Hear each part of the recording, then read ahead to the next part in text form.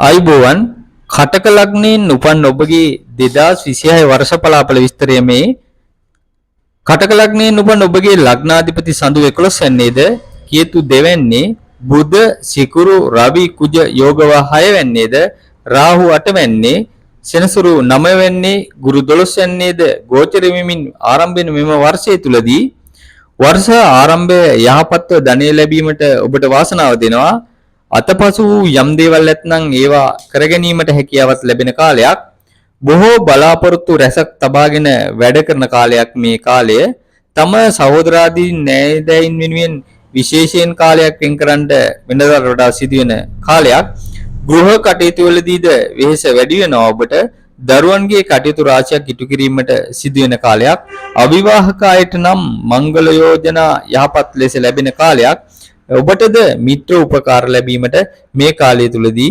අවස්ථාවල් තියෙනවා. ගමන් වෙහෙස ඔබටද ඇති වෙනවා.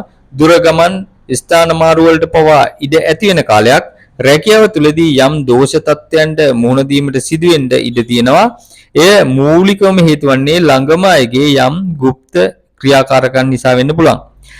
අනෙක් ලග්න හා සසඳා බලද්දී ඔබටද මෙම වසරේ තුලදී යහපත් කරුණු රැසක් ඉටීමට ඉඩ තියෙන බව පෙන්වනවා. ඒ තුලදී ඔබ පපුව උදරය ආහාර අසාත්මිකතා අත්පා වේදනා ගෙන දීම වැනි රෝග වලින් ප්‍රවේශම් වීම වටිනවා. ඉහත කරුණු තුලම ඔබට යහපත් දේවල් විදියට විශේෂයෙන්ම තියෙන්නේ ව්‍යාපාර ලාභ පිරිස් බලය ලැබීම වගේ දේවල් 2026 වසරේදී සුබ දේවල් හැටියට මිතුන කටක ලග්න හිමියන්ට පෙන්වා දෙන්න පුළුවන්.